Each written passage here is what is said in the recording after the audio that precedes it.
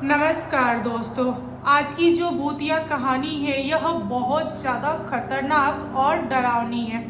आज की स्टोरी में आपको पता चलेगा कि कच्चा कलवा क्या होता है। एक ऐसा खतरनाक रूह जो बहुत कम एज की होती है लेकिन बड़ों से बड़ों को मार देती है यूं चुटकियों में। एक ऐसे बच्चे की कहानी है जिसकी आत्मा किसी के हाथों फंस जाती है, यानी कि उस आत्मा को कोई कंट्रोल करता है और जो चाहता है वह करवा के ही दम लेता है।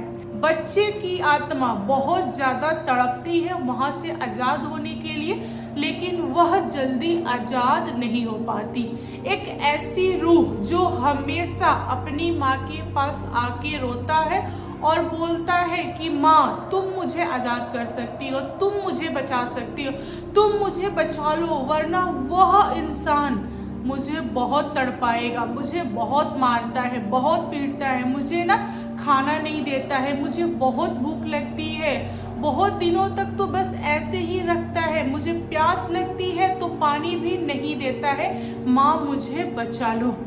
एक ऐसी निर्दोष आत्मा की कहानी है जो आपकी अंतर आत्मा को हिला देगी। तो चलिए बिना देर किए कहानी को स्टार्ट करते हैं। किसी गांव में सोनू नाम का एक लड़का था जिसकी एज मात्र 11 साल की थी। उसको एक समय पर बहुत भयानक फीवर आया था। उसके माता पिता उसको बहुत सारे जगहों पे दिखाए, लेकिन बच्चे का जो बुखार था वह कम होने का नाम नहीं ले रहा था। सारे लोग थक गए थे और सोनू की अचानक से एक दिन प्राण निकल जाता है। घर का जो माहौल था वह बहुत ज्यादा दुखदाई था। घर वाले बहुत रोए। बाद में घर वालों ने क्या किया कि सोनू को शमशान घाट ले गए उसे दफनाने के लिए। मतलब कहा जाता है कि जो छोटे बच्चे होते हैं जिनकी आयु 12 से कम की होती है उन्हें दफनाया जाता है, उन्हें अग्नि नहीं दी जाती है। तो सोनू को जहाँ दफनाया गया था वह एक शमशान घाट था। मतलब दो गांव के बीच में एक पुराना बगीचा था, उसी से सटे हुए में शमशान घाट था और वहां पर गांव के जितने लोग भी दुनिया छोड़ते थे या तो उन्हें जलाया जाता था या फिर उन्हें दफनाया जाता था। मतलब वह शमशान घाट 2-3 गांव के लोगों का था। यहाँ पर सोनू को भरी दोपहरी में लोगों ने दफना दिया और घर आ गए। अगले दिन सोनू के फादर ने सोचा कि जहाँ पर बेटा को दफनाया हूँ वहाँ पर थोड़ी सी मिट्टी को ऊंचा कर देता हूँ। लोग दूसरे दिन जाते हैं जिस जगह पे इंसान को जलाया जाए या फिर उनको दफनाया जाए उस जगह को थोड़ा सा ऊंचा किया जाता है कुछ समय के लिए। इसके पीछे का कारण मुझे नहीं पता।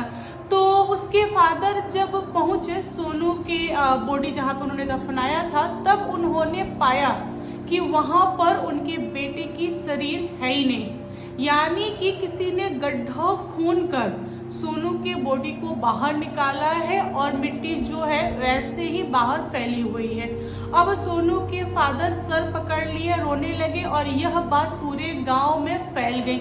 गांव वाले भी बच्चे की बॉडी की तलाश कर रहे थे क्योंकि सारे लोग चाहते थे कि बच्चा का बॉडी मिल जाए। लोग अलग अलग टाइप की बातें कर रहे थे। कुछ लोग बोल रहे थे कि आदमखोर जो जानवर होता है वह बच्चा का बॉडी खा गया है, तो कुछ लोग बोल रहे थे कि नहीं, कोई उसे निकाल कर लेकर कहीं चला गया है। तो गांव के कुछ लोग बोल रहे थे कि जानवर वगैरह खुदाई करके बॉडी ले गया होगा, लेकिन एग्जैक्टली बात क्या थी किसी को कुछ भी पता नहीं था। ऐसे ही एक सप्ताह बीत गया और सोनू की बॉडी मिली नहीं, तो लोगों ने हार मान लिया। लोग क्या ही कर सकते हैं, जिसको जितना ढूंढना था सबने ढूंढ लिया। इसी तरह एक सप्ताह बीत जाने के बाद से कोई था किसान जो अपने खेत से आ रहा था इवनिंग में और जो बगीचा था वह काफी सुनसान था। तो गांव से बगीचा और शमशान की जो दूरी थी वह काफी थी। तो वह इंसान अकेला आ रहा था तो उसने पाया कि सोनू जो है वह एक पेड़ के नीचे बैठा हुआ है और सिसक सिसक के रो रहा है। उस इंसान को पता था, यानी कि उस किसान को पता था कि सोनू इस दुनिया में नहीं है। वह समझ गया कि सोनू की जो आत्मा है वह भटक रही है, वही है, लेकिन उसने टोका नहीं, वह चुपचाप आगे बढ़ा। तभी पीछे से सोनू ने आवाज दिया उस किसान का नाम लेकर कि अंकल कहाँ जा रहे हो, रुको ना, मुझे आपसे बात करनी है। फिर भी वह किसान रुका नहीं, क्योंकि उसको पता चल गया था कि वह आत्मा उसे छेड़ रही है। अगर वह कुछ भी बोलेगा तो आत्मा नुकसान पहुंचा सकती है। किसान ने पहले ही अंदाजा लगा लिया था कि बच्चा जब दुनिया छोड़ा तब कमजोर था, लेकिन आत्मा बन जाने के बाद से वह बहुत ज्यादा ताकतवर हो चुका है।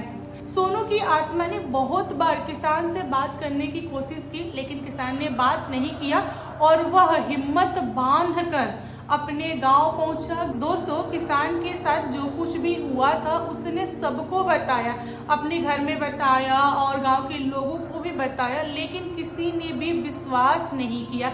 सारे लोगों ने बोला कि नहीं नहीं, ऐसा नहीं हो सकता, बच्चे की आत्मा क्यों भटकेगी, ऐसा क्या हुआ था, ऐसी कौन सी इच्छा रह गई है जो आत्मा आएगी, बच्चा था, निर्दोष था, उसको तो दुनियादारी का ज्ञान ही नहीं था, तुमको ना वहम हुआ होगा।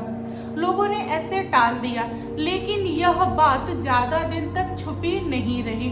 गांव के बहुत सारे लोगों ने सोनू की आत्मा को देखा, तब सबको पता चल गया कि उसकी आत्मा है और वह कुछ कहना चाहती है, लेकिन किसी के भी अंदर हिम्मत नहीं था कि कोई उसकी बात सुने। इसी तरह 3 से 4 महीने बीत चुके थे। एक दिन सोनू की माँ सो रही थी तो उनके सपने में सोनू की आत्मा आई और उसने माँ से रिक्वेस्ट किया कि माँ मुझे बचा लो, मुझे उस इंसान से आज़ाद कर दो, वह इंसान मुझे बहुत मार रहा है, पीट रहा है, खाने के लिए नहीं दे रहा है, मुझे प्यास लग रही है तो पानी नहीं दे रहा है, मुझे बहुत ज़्यादा तड़पा रहा है, मुझे हर एक चीज़ के लिए तरसा रहा है। वह इंसान मुझसे बहुत बड़ा बड़ा काम करवाता है, लेकिन मुझे खाने पीने को नहीं देता है, मैं बहुत तड़प रहा हूँ, मुझे आज़ाद कराओ। यहाँ पर सोनू की माँ रोने लगी और पूछी कि बेटा तुमको किसने बांध के रखा है। सोनू की आत्मा ने अपने माँ से खुल के बातें किया और उसने बताया कि माँ, शमशान में जो झोपड़ी है जिसमें तांत्रिक रहता है उसने मुझे कैद किया है। सोनू की माँ ने जब यह सुना तो वह घबरा के उठ गई। उन्होंने अपने पति को कहा, लेकिन उनके पति ने विश्वास नहीं किया। उन्होंने बोला कि देखो, किसी के ऊपर ऐसे ही हम इल्जाम नहीं लगा सकते। अपने बेटे को गए हुए 3-4 महीने बीत चुके हैं, तुम भूल जाओ। उसे जितना याद करोगे, जितना सोचोगे, उतनी समस्याएं होंगी और तुम्हारे दिमाग में बहुत तरह की बातें घूमेंगी। मुझे पता है कि तुम्हारे बेटे की बॉडी अचानक से गायब हो गई, इसीलिए तुमको शक हो रहा है, लेकिन यह सच नहीं है। यहाँ पर सोनू की माँ चुप हो गई। फिर से अगले दिन सोनू की आत्मा आई और वह रो रो कर अपनी माँ को सारी बातें बताई कि माँ, उस तांत्रिक में झोल है, उसने सब कुछ किया है, उसने मेरी आत्मा को कैद रखा है, वह मुझसे उल्टी सीधी चीजें करा रहा है, माँ मुझे बचा लो।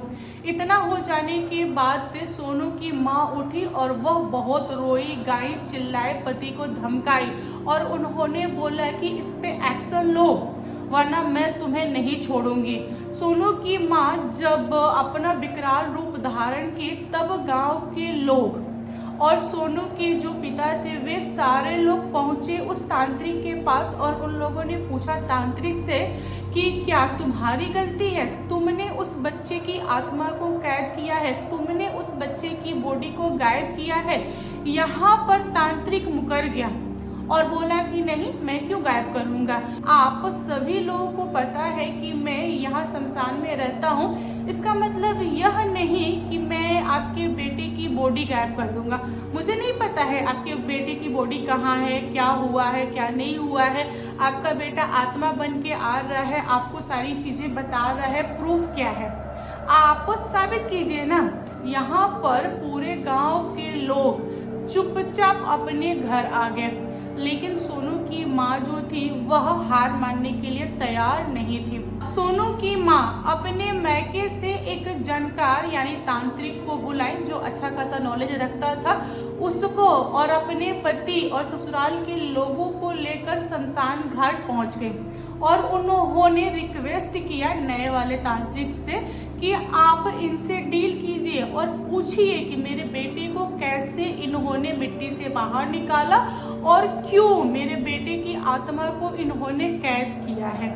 अब यहाँ पर शमशान के तांत्रिक को समझ में आ गया था कि सामने वाला तांत्रिक बहुत मजबूत है और वह मुझे छोड़ेगा नहीं। यहाँ पर शमशान के तांत्रिक ने हार माना और उसने इस चीज को माना कि हाँ, मैंने ही बच्चे की बॉडी बाहर निकाला, उसके ऊपर तंत्र मंत्र साधना किया और उसके बाद उस बच्चे की रूह को मैंने पकड़ा और मैं जो चाहता हूँ उस रूह से कराता हूँ। इतना सुनने के बाद से जो जानकार तांत्रिक था वह बहुत ज्यादा गुस्साया और उसने बोला कि अभी तुरंत उस बच्चे की आत्मा को आजाद करो और यह जगह छोड़ के चले जाओ, वरना मैं तुम्हें नहीं छोड़ने वाला। जो शमशान का तांत्रिक था वह डर गया क्योंकि उससे भी जानकार तांत्रिक आ गया था। उसने हार कर बच्चे की आत्मा को आजाद किया। उसके बाद से गांव वाले उसे मारने के लिए दौड़ाए। अच्छा खासा वह मार खाया और बाद में उस गांव को छोड़कर चला गया। बहुत ही कम एज में दुनिया छोड़ने के बाद से बच्चे की जो आत्मा होती है वह बहुत खतरनाक हो जाती है और ऊपर से उस आत्मा को एक तांत्रिक ने कंट्रोल किया था। उसमें आत्मा को कंट्रोल करने में उस तांत्रिक को तंत्र मंत्र साधना की जरूरत पड़ी, इसीलिए वह बच्चे की आत्मा कच्चा कलवा बन गई थी। आखिर करके सोनू की आत्मा आजाद हो गई उस तांत्रिक से और आगे चलकर वह कभी भी उस गांव में नहीं लौटी और ना ही किसी को परेशान की। उस आत्मा ने बहुत सारे लोगों को बताने की कोशिश किया था कि मैं किसी के चुंगल में फंसा हुआ हूँ, लेकिन किसी ने भी उसकी बातें नहीं सुनी थी। इसीलिए वह आत्मा 3 से 4 महीने तड़पती रही और आखिर कर वह आजाद हो गई। तो दोस्तों, आप लोग बताओ आज की भूतिया कहानी कैसी लगी। कहानी पसंद आए तो प्लीज लाइक एंड शेयर कीजिएगा और मेरे चैनल पे न्यू आए हो तो चैनल को सब्सक्राइब करना। Thank you, bye.